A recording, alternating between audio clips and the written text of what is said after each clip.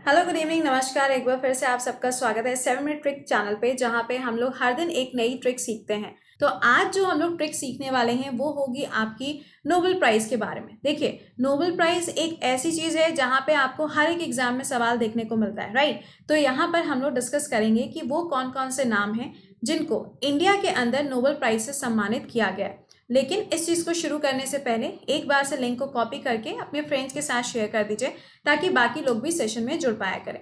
अब देखिए, जब हम बोलते हैं नोबेल प्राइज तो कुछ इसका बेसिक कॉन्सेप्ट होता है, उसको हम यहाँ पे जान लेते हैं। देखिए, जब मैंने आपको बोला यहाँ पे नोबेल प्राइज, तो दैट मीन्स ये जो प्राइजेस हैं ये आपके कौन सी डेट को दिए जाते हैं। तो ये प्राइज आपका 10 दिसंबर को दिया जाता है और 1901 से इसकी शुरुआत हुई थी।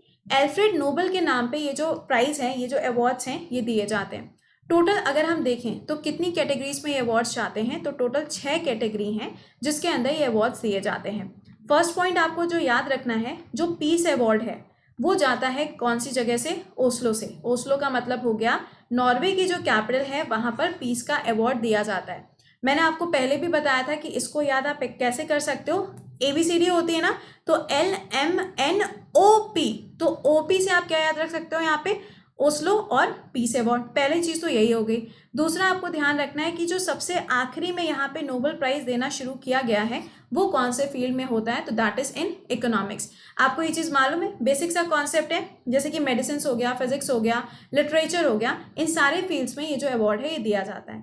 हम लोग यहाँ पे बात करेंगे कि कौन कौन से इंडियंस हैं, बट इसमें एक ऐसा नाम होगा जो आपको इस ट्रिक में नहीं मिलेगा। उसका रीजन क्या है अभी हम आपको बताएंगे। तो पहले एक बार से देख लेते हैं कौन कौन से नाम हैं। सबसे पहला जो नाम आता है वो किसका है?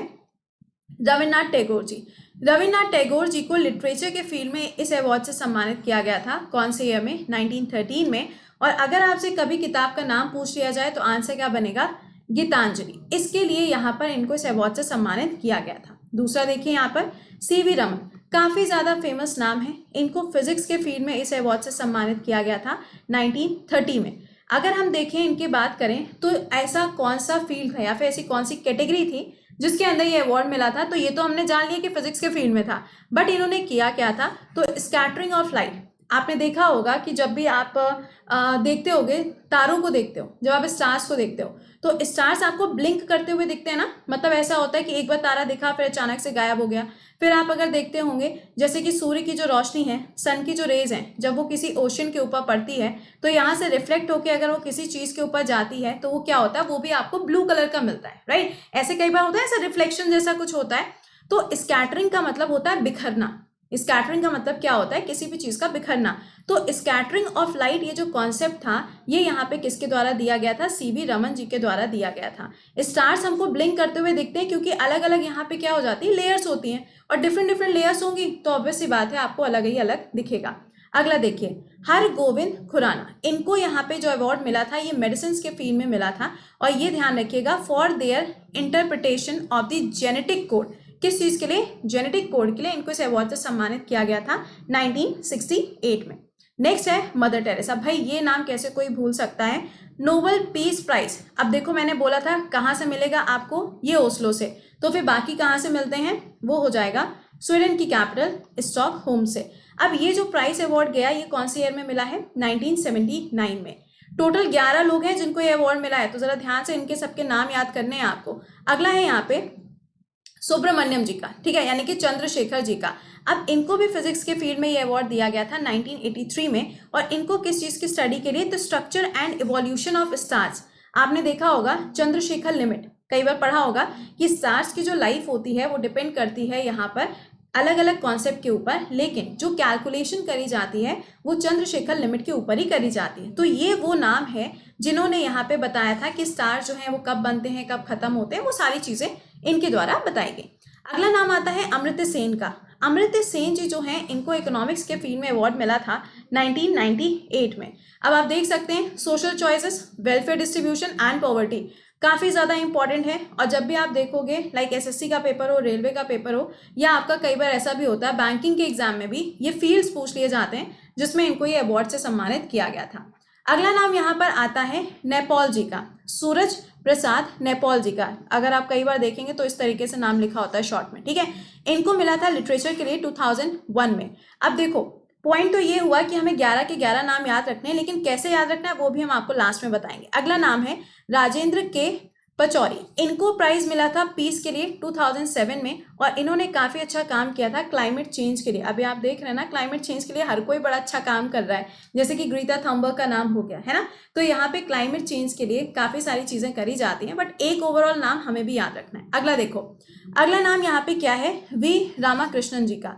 इनको केमिस्ट्री के फील्ड में 2009 में इससे सम्मानित किया गया था, और इन्होंने राइबोसोम की स्टडी करी थी। ठीक है। अच्छा, अगला देखो, कैलाश सत्यार्थी। ये आपका 2014 में इनको नोबेल पीस प्राइज से सम्मानित किया गया था मलाला यूसुफजई के साथ, और मलाला डे जो है वो हम सेलिब्रेट करते हैं 12 जुलाई को। अगला एंड लास्ट, इसके लिए मैंने कोई भी ट्रिक नहीं बनाई है। रीजन क्या है, ये आपको ऐसे ही याद करना पड़ेगा। क्यों? क्योंकि अभिजीत बैनर्जी जी का जो नाम है वो बहुत बहुत ज्यादा न्यूज में रहता है, और इनकी किताब भी है जिसका नाम है good economics for the bad time. ये आपको याद रखनी है, ठीक है, ये आपको याद रखनी है। एग्जाम में सवाल पूछा जाएगा आपसे, तो कम से कम आपके पास आंसर तो होना चाहिए। हर एक चीज को अगर हम ट्रिक में डाल देंगे तो कई बार ऐसा हो जाता है कि ट्रिक याद करते करते हम अपना नाम ही ना भूल जाएं, ऐसा आपके साथ ना हो।